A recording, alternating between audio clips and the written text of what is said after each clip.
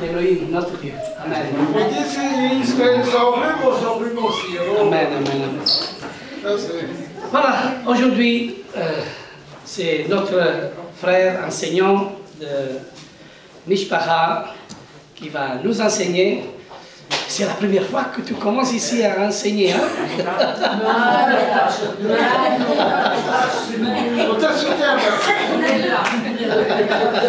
Soyez avec moi, priez pour moi. Ah, depuis qu'on se connaît, hein? On se supporte les uns les autres. On te supporte surtout. Oui. Ok. Voilà, c'est... Tu as besoin de micro, il est là? Oui, mais j'ai besoin de ta bénédiction. Ah, ok.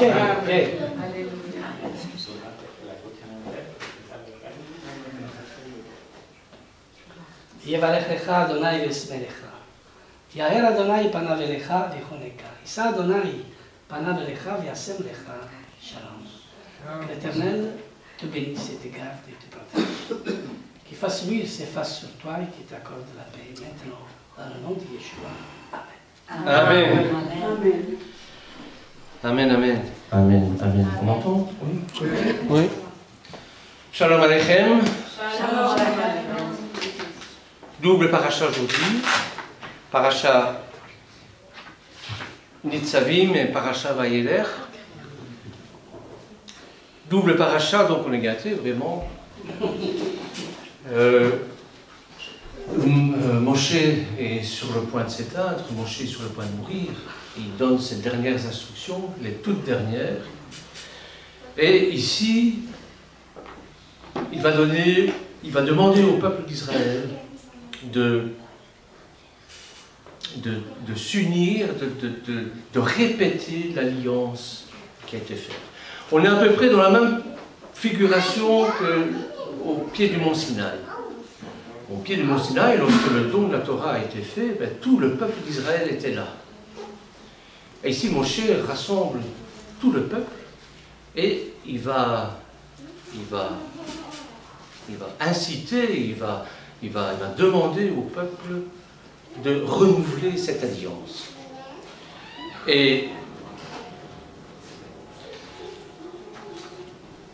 c'est ça, notre saïm, ça veut dire qu'il... évidemment. Ah, voilà. Notre saïm, ça veut dire, justement, mettez-vous debout.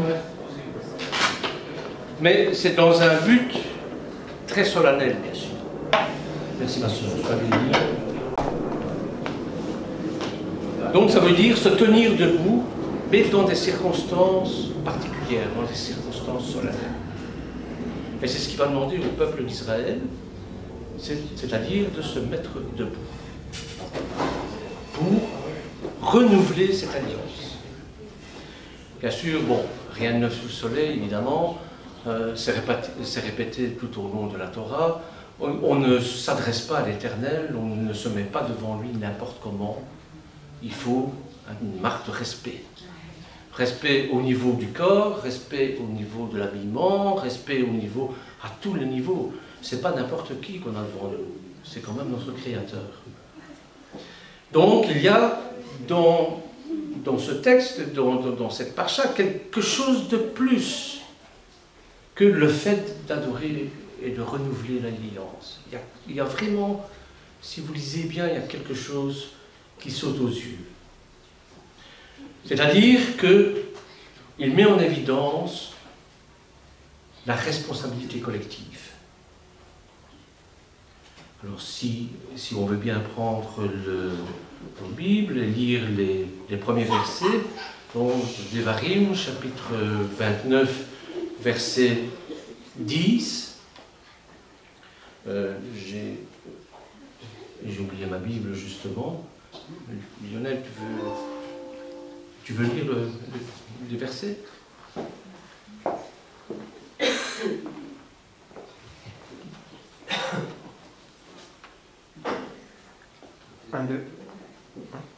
Alléluia.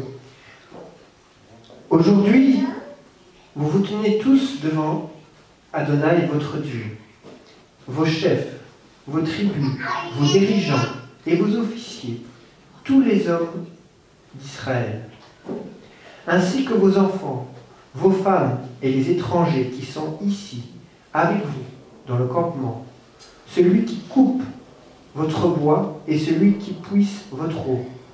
Le but est que vous entrez dans l'alliance d'Adonai, votre Dieu, et dans le serment qu'Adonai, votre Dieu, fait avec vous aujourd'hui.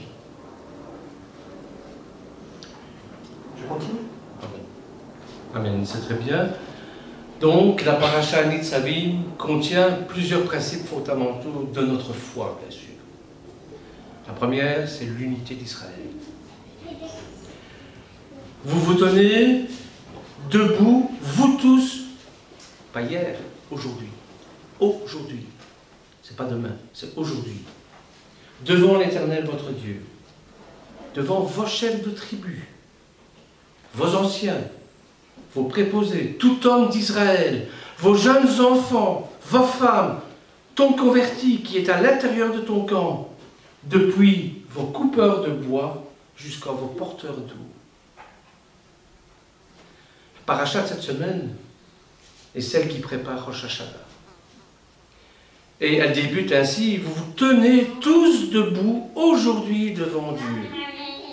Et certains commentaires enseignent que le mot aujourd'hui, Hayom, en hébreu, fait référence à Rosh Hashanah. Or, Rosh Hashanah n'est-il pas le jour où chaque personne se tient seule devant Dieu et se voit jugée individuellement en fonction de ses actes de l'année écoulée? Alors pourquoi, dans ce cas, l'unité est-elle soulignée dans ce verset? Bien, le jour de Rosh Hashanah, Dieu nous juge en tant qu'enfants de Dieu. Si ne serait-ce qu'un seul enfant de Dieu dévoile un bon trait de caractère ou accomplit une mitzvot, eh bien, ça veut dire que rien n'est perdu. Ça veut dire que chez lui, il y a, même chez le plus grand des pécheurs, on peut le récupérer, il y a quelque chose de bon. Et la révélation de cette unité apportera la bénédiction et la joie à la création toute entière. Nous allons avoir des baptêmes, et bien chaque fois qu'il y a un baptême, il y a une fête dans les cieux, quelque chose d'inimaginable, on n'a même pas conscience. Bien c'est ça que ça veut dire. La révélation de cette unité apportera la bénédiction et la joie à la création tout entière pour la nouvelle, pour l'année qui va se renouveler. Le nom de Rosh Hashanah, ça ne signifie pas le premier jour de l'année, non. Ça signifie la tête de l'année. Et la tête, c'est l'organe le plus sensible, le plus important du corps. C'est l'organe qui distribue aux autres organes toute la vitalité. C'est le siège de la personnalité, de la compréhension, des sens. Et qui unifie l'ensemble des fonctions corporelles. C'est ça, De même, Rosh Hashanah est aussi la tête pour le jour le plus sensible, plus important de l'année, parce qu'elle unifie le peuple de Dieu et en fait le monde entier. C'est ça. Et c'est le jour où, selon la tradition juive, on couronne Dieu comme roi, le roi des rois. Je crois que c'est la seule religion au monde qui détermine son Dieu comme roi des rois. J'en connais pas d'autres, il y en a peut-être là, mais c'est vous dire l'importance que ça a. Et nous venons de le chanter justement. Enfants, l'ouvrons-nous pour acclamer le roi des rois. Et d'ailleurs, il y a des magnifiques chants à Kippour et même à Rosh Hashanah. Il y a le magnifique chant de Avinu Malkeinu. Je crois que notre groupe va certainement l'interpréter, qui est un magnifique chant qui dit, bon, ben, notre roi, Avinu Malkeinu, notre Père, notre Roi. Nous reconnaissons que nous avons péché devant toi. C'est la raison pour laquelle presque toutes les prières de Rosh Hashanah ne contiennent pas un mot au sujet du jugement, mais évoquent plutôt une ère où toute l'humanité sera unifiée en Dieu. Une ère où l'Éternel régnera sur tout l'univers d'une manière révélée. Non, ça s'est déjà accompli avec l'incarnation de Dieu en Yeshua. Dieu qui s'incarne en la personne de Yeshua, qui s'inscrit, et c'est même inscrit sur en latin on dit le titulus, c'est-à-dire le morceau de bois qui se trouve sur la croix. Et en hébreu, Yeshua Anostri, Vemelech Yehudim. Donc, Jésus Nazareth, le roi des Juifs. Et si vous prenez chaque lettre de chaque mot, vous avez Yud Ke Vav Ke. Et ça, le monde entier l'a vu. C'était écrit en hébreu, bien sûr, puisque Yeshua est juif jusqu'au bout et hébreu jusqu'au bout des ongles. Mais c'est écrit aussi en latin et en grec. C'était les trois langues qui représentaient le monde entier, quasiment. Affirmer au monde entier que Yeshua est Dieu. Et que sa crucifixion a quelque chose à voir avec notre salut. Donc on introduit dans ce verset la notion d'unité. Mes frères et sœurs, pour être unis, il faut être responsable. Responsable envers nous-mêmes, envers nos actes, envers ce qu'on dit, envers ce qu'on fait, envers ce qu'on pense, mais responsable de nos frères aussi. Et cette responsabilité n'est pas due à une seule personne, mais à l'ensemble de la personne. Et c'est pour ça que le verset nous dit, eh bien, Atem Nitzavim, mettons-nous tous ensemble devant l'Éternel. Responsable, eh bien, notre roué est responsable de ce que je suis en train de dire. C'est-à-dire que si je dis des bêtises, bien sûr, je suis responsable de ce que je dis. Mais il y a quelqu'un au-dessus de moi qui sera responsable aussi, il aura des comptes à rendre envers l'Éternel. Donc si je dis des bêtises, il a le devoir de me corriger. Pareil pour lui, s'il fait des bêtises, s'il dit des bêtises, eh bien, nous devons aussi le remettre sur les rails. Nous sommes responsables les uns envers les autres. Et si nous gravissons une marche de l'échelle de Jacob, souvenez-vous lorsque Jacob s'est sauvé, qu'il est parti chez Laban, et qu'il s'est couché, il a eu une vision. Il a vu une échelle qui reliait les cieux et la terre, les anges monter et descendre. Eh bien, si nous gravissons une marche de l'échelle de Jacob, dans le bien, bien sûr, observons les commandements que l'Éternel nous a mis sur le cœur, eh bien, frères et sœurs, c'est toute l'assemblée qui va gravir cette marche. Et à travers l'assemblée dont nous sommes le témoin de l'amour de Yeshua, c'est toute l'humanité qui va gravir cette marche. Et pour ça, il faut prendre conscience de notre responsabilité envers nos frères, envers nos sœurs, envers notre Kehila, envers tous ceux qui nous entourent. Petite histoire, ça se passe en Israël, et dans une yeshiva, il y a un élève qui arrive en retard à la yeshiva. Il va s'excuser auprès du rabbin. Il dit, bon, monsieur le rabbin, voilà, j'ai été retardé sur la route parce qu'il y a eu un accident. Une voiture et 3 personnes sont décédées. Et le rabbin se met à pleurer. Il dit, mais enfin, je ne vois pas très bien pourquoi il pleure. Bon, est-ce qu'il connaissait ces gens-là? Il dit, non, je ne connais pas ces gens-là. Mais si mon émouna était assez forte, eh bien, ils auraient pu peut-être éviter cet accident-là. Donc, je suis responsable d'eux, en quelque sorte. C'est un peu tiré par les cheveux, mais c'est pour vous faire comprendre que nous sommes tous responsables des uns des autres. Donc, pour ça, il faut prendre conscience des responsabilités que nous avons. On ne peut pas faire n'importe quoi devant l'Éternel. Souvenez-vous du mythe de premier fratricide de l'humanité entre Caïn et Ève. Lorsque le Seigneur lui demande à Caïn, parce que Caïn avait tué son frère, « Où est ton frère ?» Comme si l'Éternel ne savait pas où il était, lui qui sait tout.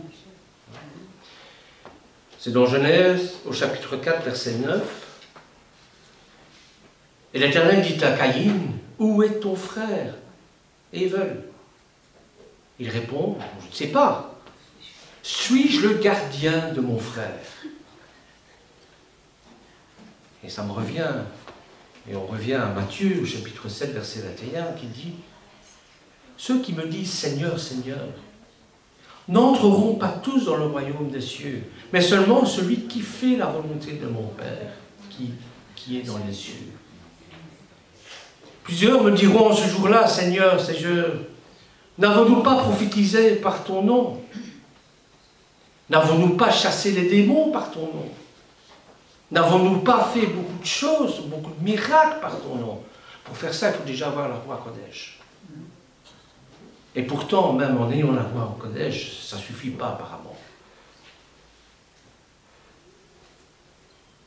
Le Seigneur dira, je ne vous ai jamais connu. Retirez-vous de moi, vous qui commettez l'iniquité.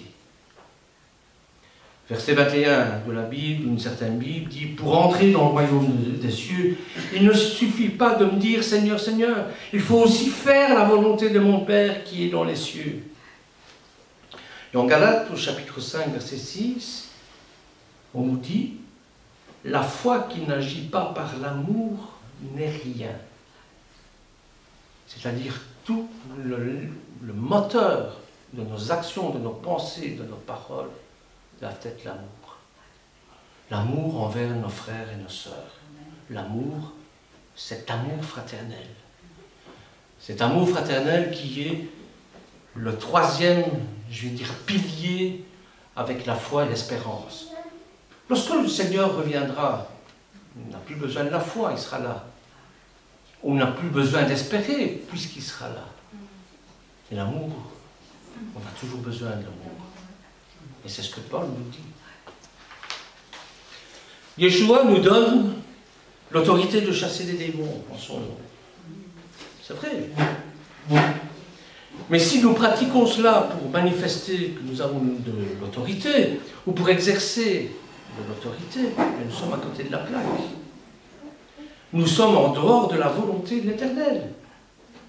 Yeshua nous demande de chasser les démons par amour pour les personnes qui sont à lui, pour nos frères, pour nos sœurs, bien sûr, afin qu'elles soient délivrées de l'emprise des ténèbres. Yeshua agissait toujours en aimant et en étant rempli de compassion. Chasser les démons et détester la personne, ça ne marche pas comme ça. Dire j'aime Dieu et je n'aime pas mon frère, c'est un gros mensonge. C'est aussi valable pour tous nos actes, nos paroles, nos œuvres. L'amour envers les frères. On va prendre un autre exemple. Dans Lévitique au chapitre 19, versets 17 et 18, il nous est dit « Tu ne haïras pas ton frère dans ton cœur. Tu auras soin de reprendre ton prochain. Mais tu ne chargeras point d'un péché à cause de lui. » Parce que par l'acte d'amour, on peut tout faire. Hein. Et une fois qu'on aime, bon, on peut faire les pires bêtises aussi. On peut vous inciter aussi à commettre des péchés par amour. Donc, tu ne haïras pas ton frère dans ton cœur, tu auras soin de reprendre ton prochain, mais tu ne chargeras point d'un péché à cause de lui. Tu ne te vengeras point, tu ne garderas point de rancune contre les enfants de ton peuple. Tu aimeras ton prochain comme toi-même. Je suis l'Éternel, vous observerez mes lois. Tu aimeras ton prochain comme toi-même. Combien autour de moi j'ai entendu des frères et sœurs dire « moi je ne m'aime pas ». Comment peut-il aimer leur prochain s'ils ne s'aiment pas eux-mêmes? La première personne qu'il faut aimer, ce n'est pas de l'égoïsme, pas du tout.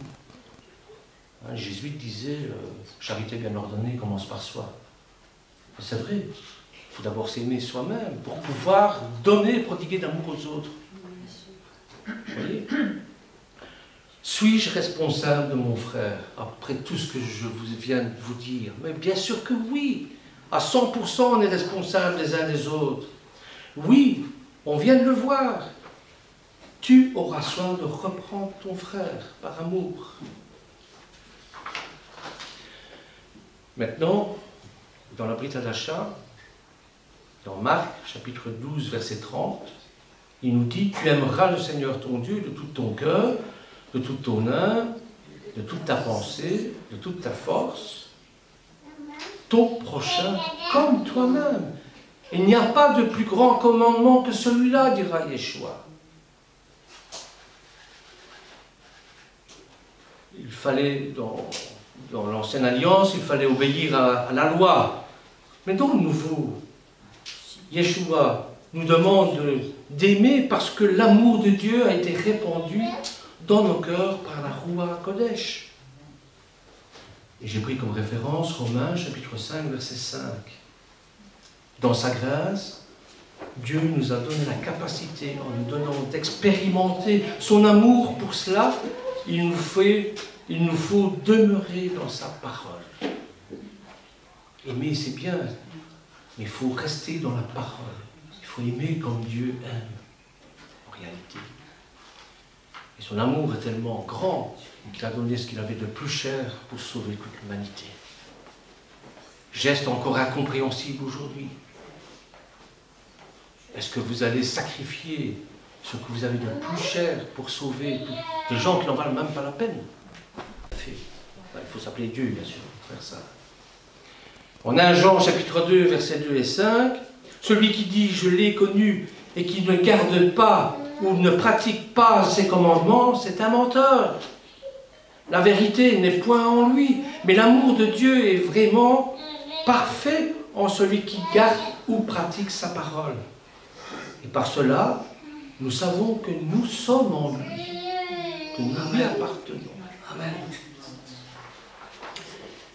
Donc l'amour dont nous sommes aimés, et l'amour dont nous devons aimer, est un amour crucifié, est un amour offert. C'est celui de Yeshua sur la croix.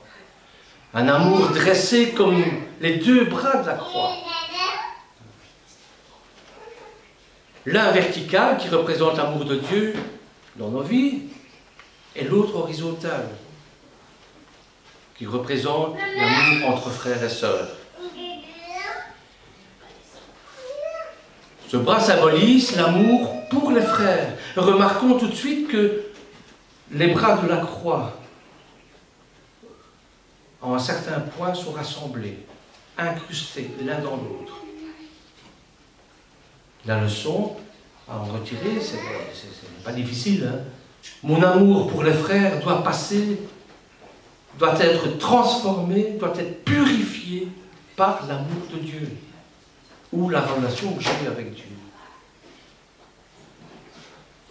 De même, l'amour de Dieu passe dans ma relation personnelle, mais aussi par le bras horizontal, c'est-à-dire l'amour des frères. Et je ne peux pas aimer Dieu en vérité si je n'aime pas mes frères. De même, je n'aime pas les frères en vérité si je n'ai pas l'amour de Dieu. C'est-à-dire, cet amour-là porte un nom en grec, c'est pas l'éros, c'est pas fidé, c'est agapé.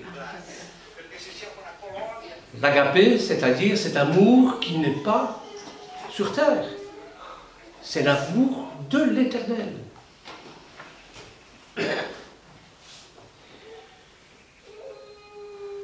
D'ailleurs, Jean, au chapitre 3, verset 16, tout le monde connaît ce verset, bien sûr, dit « Dieu a tellement aimé le monde qu'il a donné son Fils unique, afin que quiconque croit en lui ne périsse point, mais qu'il ait la vie éternelle. » Tout ça veut dire que si on entre en terre promise, puisque les Hébreux sont là pour entrer en terre promise, cette terre promise, c'est bien sûr physique, mais cette terre promise, c'est bien sûr à l'intérieur de nous. Cette terre promise, c'est bien sûr Yeshua.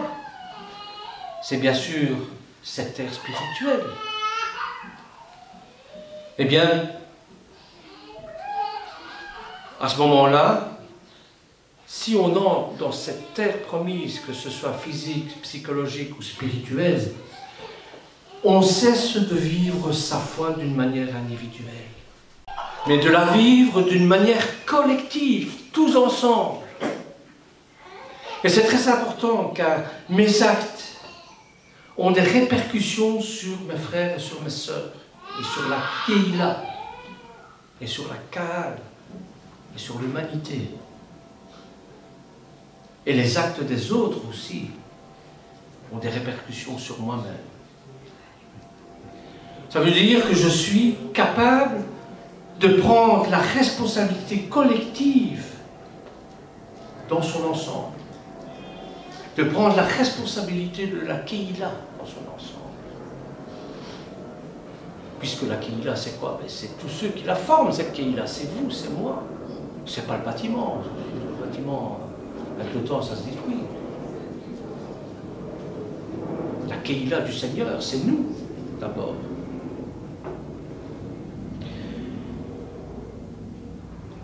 Moshe, deuxième thème, donc le premier thème, c'est l'unité d'Israël, bien sûr, qui est mis en évidence.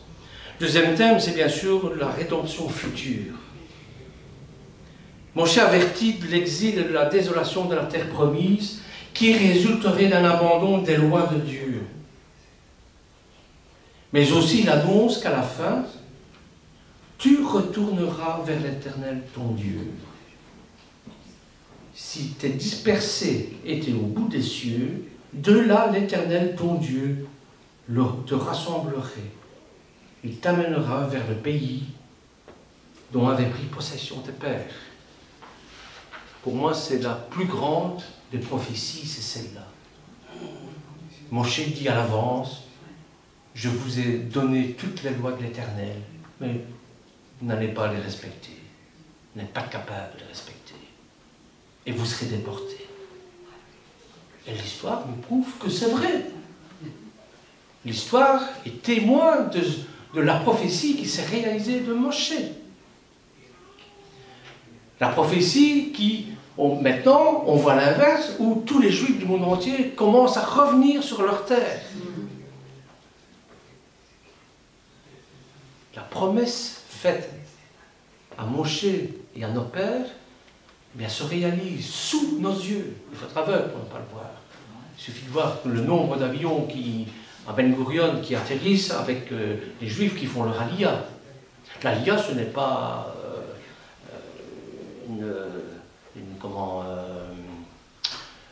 le fait de quitter un pays. C'est pas ça, c'est un appel de Dieu. Parce qu'il y a des familles entières qui viennent en Israël, qui font leur aliyah. Les parents s'adaptent très bien, pourtant. Ils ont pris de l'âge. Ils gagnent 5 fois moins qu'à Paris, par exemple. Et ils s'en sortent. Et par contre, les enfants qui ont fait des études, etc., sont obligés de faire le Yerida. Retourner en France, ou retourner en Italie, ou retourner en Europe, ou aux États-Unis. Parce que ce n'était pas leur appel. L'Éternel a son temps pour appeler son peuple. Donc, 1, l'unité, 2, le salut, la rédemption future, 3, la proximité de la Torah. Cette loi que je t'ordonne aujourd'hui, elle n'est pas loin de toi. Elle n'est pas dans les cieux. Elle est très proche de toi, dans ta bouche, dans ton cœur, pour l'accomplir.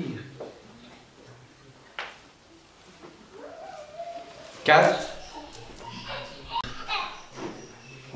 Vois, j'ai placé devant toi, aujourd'hui, le bien, le mal, la mort, la vie. Ce sont la vie et la mort que j'ai placées devant toi. Il insiste. La bénédiction et la malédiction. Tu choisiras la vie. Devarim, chapitre 30, verset 15, bien sûr. Ensuite, nous avons la deuxième paracha, la paracha de Vaïelech, parce qu'il va aller vers le peuple, vers son peuple, lui présenter celui qui va le succéder. Moshe ne peut pas entrer en Eretz Israël. Il ne peut pas entrer en Eretz Israël. Pourtant, il va demander au Seigneur d'y rentrer, mais non, il n'entrera pas. Sa mission va s'achever là. C'est quelqu'un d'autre qui va prendre le relais. Et il va présenter ce quelqu'un d'autre. Et comme par hasard, cette personne aura un nom prédestiné. Ça va être Yehoshua. C'est-à-dire que c'est Josué qui va faire entrer le peuple en Eretz Israël. Et plus tard, eh bien, il y aura deuxième Yehoshua. Bien sûr, avec le temps, bon, ben, les noms se modifient, mais c'est la même racine, c'est la racine du salut. Et ça va être Yeshua, qui va nous faire rentrer dans la terre promise, qui va nous faire rentrer dans le salut. Et ça, c'est du niveau spirituel. Donc, Vaïelech retrace les événements survenus le dernier jour de la vie terrestre de Moshe. Il va le dire lui-même, hein, je suis âgé de 120 ans aujourd'hui, je ne peux plus sortir ni rentrer. Et il transmet la direction du peuple à Josué et écrit, achève l'écriture de la Torah sur un parchemin qu'il remet aux Lévites pour être gardé dans l'arche de l'Alliance. Commandement du Rachel, de Rachel, j'arrive à dire, Rachel de laquelle c'est Keila, c'est Kaal, c'est-à-dire du rassemblement. Ce commandement est ordonné. Tous les 7 ans, pendant la fête de Sukkot, suivant l'année sabbatique, la Shemitah, le peuple d'Israël doit entrer, hommes, femmes et enfants, se rassembler dans le temple à Jérusalem, où le roi lira les passages de la Torah. Vaïelech s'achève avec la prédiction que le peuple d'Israël se détournera de son alliance avec Dieu. De nouveau, il rappelle, vous ne serez pas capable d'observer le moindre loi. Vous allez être déportés. Alors, il cachera sa face, mais une promesse est faite. Les mots de la Torah ne seront pas oubliés de la bouche de sa descendance. Amen. Voilà, mes frères et sœurs, ce que j'avais à cœur de vous dire.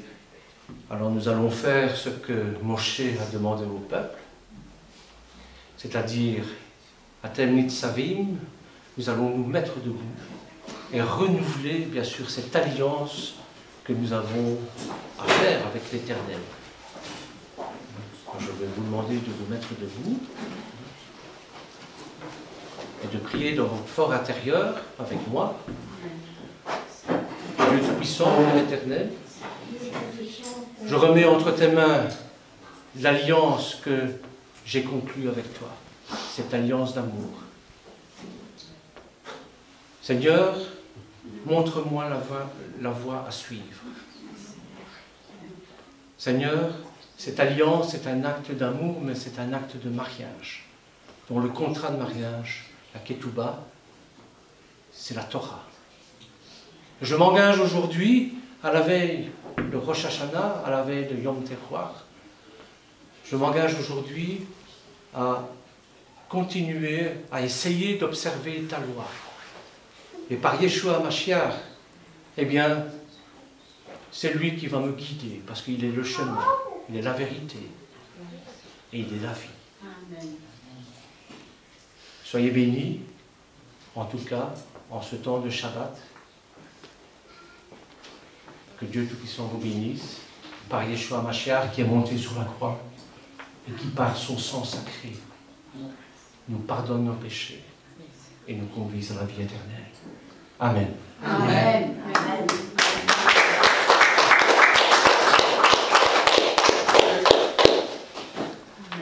Alléluia. C'est vrai, quand tu disais le libre arbitre, ah, ça c'est quelque chose de très profond. Il y a la bénédiction et la malédiction. Il y a Yeshua et le Nachash. Même valeur numérique, mais pas la même force et pas la même puissance, parce que Yeshua est beaucoup plus puissant. Attention. Moi, des fois j'ai dit le contraire. Après j'ai dit, mais non, c'est pas comme ça. C'est-à-dire que le Nachash ne fait qu'imiter parfaitement Yeshua à Mashiach. Parce que c'est écrit dans les prophètes, c'est lui-même qui a dit dans son cœur, je serai semblable au Très-Haut. Mais pour faire ce cheminement de vouloir être semblable au Très-Haut, il fallait qu'il y ait la même valeur que le Mashiach. Et c'est vrai, 358. Si vous prenez Mashiach et Nachash, c'est la même valeur numérique. Mais c'est à nous de choisir. C'est là le libre arbitre. Nous choisissons la Torah d'Hachem, parce qu'il y a la Torah de la malédiction. De l'autre côté, c'est très dangereux. C'est pour ça qu'on devient légaliste, où Yeshua n'y est pas présent. Et Dieu te laisse libre de choisir. Mais nous avons choisi celui qui est le chemin, la vérité et la vie, comme notre frère Bernard nous a dit. Amen. Alléluia. Alors, Mishpacha, cette nouvelle assemblée messianique que Hachem a instaurée ici, en Belgique, ici à Bruxelles, petit à petit va croître le nombre parce que ici il y a des enseignements et des enseignants vraiment qualifiés, que Dieu a qualifiés, Dieu a formé dans ce temps, lorsqu'on était mis à l'écart, mis à part.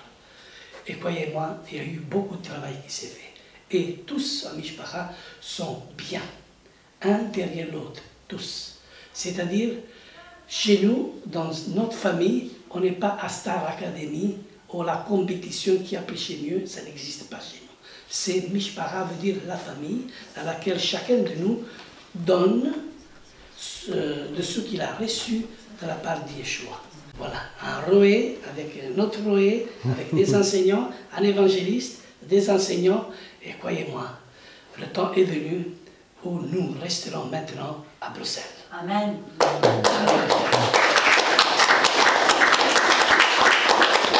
Bruxelles, c'est le centre de l'Europe. On est vraiment au carrefour de toute l'Europe. Et ce n'est pas un hasard. Et dans le mot hasard, il y a le mot Hachem. Alors, prions vraiment pour que cette œuvre grandisse. Vous imaginez tout le cheminement que Hachem m'a donné à faire, de traverser tout le désert et revenir au même point où j'étais consacré. Eh oui, Israël a fait la même chose. On ne comprend pas les plans de Dieu. D'ailleurs, les voies d'Hachem ne sont pas nos voies. nos voies, les voies d'Hachem sont différentes. Non seulement les voies, les pensées. Alors, demeurons dans sa Torah, dans sa parole. Mais pour demeurer, comme tu viens de dire, il faut rester debout. Et même l'apôtre Paul, il disait combien de fois, celui qui croit d'être fort, qui ne tombe pas, mais qui reste bien debout. Parce qu'il y a beaucoup qui se disent, je suis fort. Mais c'est le faible qui dit, je suis fort. C'est ça le prophète Joël qui dit dans le chapitre, c'est dans le chapitre 2, verset 10, où il dit, et le faible dit, je suis fort. Le faible. Mais celui qui croit d'être fort, qui ne tombe pas, parce que devant Hachem, il n'y a personne qui est fort. Nous sommes faibles. Alors gardons la miséricorde de Dieu. Vous savez, sans lui, nous ne pouvons rien faire. Sans lui. Certains me disent, mais où ils sont tous ces Juifs qui n'ont pas acclamé Yeshua? C'est l'affaire de Dieu. Parce que lui, il est venu chez les siennes. Et les siennes, une partie des siennes ne l'ont pas reçu. Pas tous. Parce que Paul dit, quelques-unes des branches ont été retranchées, pas toutes les branches. Alors on comprend mal ce passage de l'Évangile. Mais tous ceux qui ont reçu, lui, la Torah, c'est eux qui ont le devoir, le pouvoir de devenir enfants de Dieu. Et ce sont ces enfants de Dieu qui ont proclamé la Torah dans le monde. Et qu'aujourd'hui, Hachem rassemble la Torah partout dans les quatre coins de la terre. Amen. Hachem rassemble son peuple ici à Bruxelles, en Europe et dans le monde. Mishpaha grandit et c'est à la gloire d'Hachem. Amen. Alléluia. Si tu viens